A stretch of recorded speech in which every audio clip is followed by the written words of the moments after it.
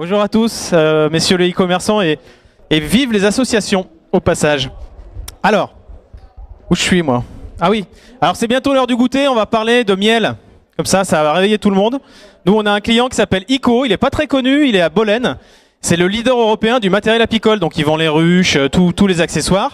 C'est une entreprise familiale, c'est la 3e génération, donc vous voyez qu'il y a des gros chiffres, un gros chiffre d'affaires, beaucoup de références. Et ces gens-là, ils ont commencé à se faire tailler des croupières par des pure players, des gens dont le métier c'était pas vraiment l'apiculture, mais qui étaient très agiles et qui avaient une grosse culture web. Donc depuis 2012, ils commençaient à se faire grignoter leur part de marché. Ils se sont dit, faut qu'on réagisse et qu'on se positionne comme des vrais leaders aussi sur le web. Donc vous voyez qu'il y avait des problèmes de conversion, d'animation de l'offre, des choses que vous connaissez bien. Ils avaient du mal à se structurer en interne. Et vous voyez que le Guillaume, là, il était un peu paumé. Il avait du mal à la fois tout maîtriser en termes d'expertise et en termes de temps. Vous connaissez les journées des e-commerçants. Ça va assez vite. Et sur le ROI, il y avait des choses pas optimisées non plus.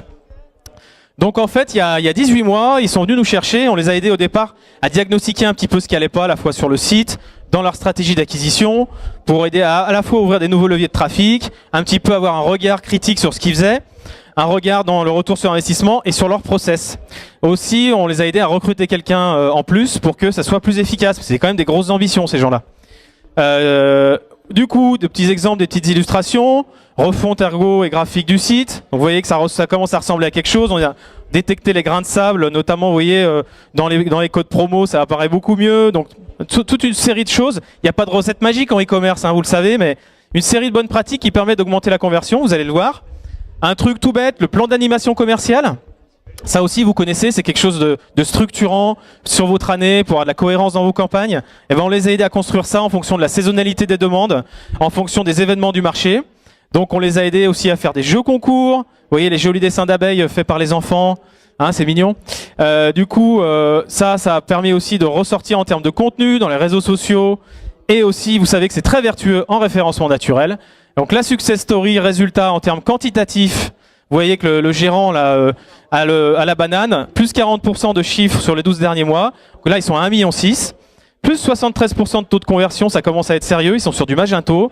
Et ce qui nous fait plaisir, nous aussi, c'est le côté qualitatif, parce qu'ils se sont reconnus dans qui on était, c'est-à-dire qu'on est des anciens e-commerçants. Donc ils voient qu'on n'est pas uniquement dans la théorie. Eux, ils y voient plus clair et ça leur permet d'être meilleurs sur aussi ce que vous connaissez, le sourcing, la relation client, j'ai terminé, et la logistique. Et un gain de temps pour piloter aussi leurs intervenants. C'est-à-dire qu'on n'a pas viré les référenceurs et tout le monde, on les a gardés.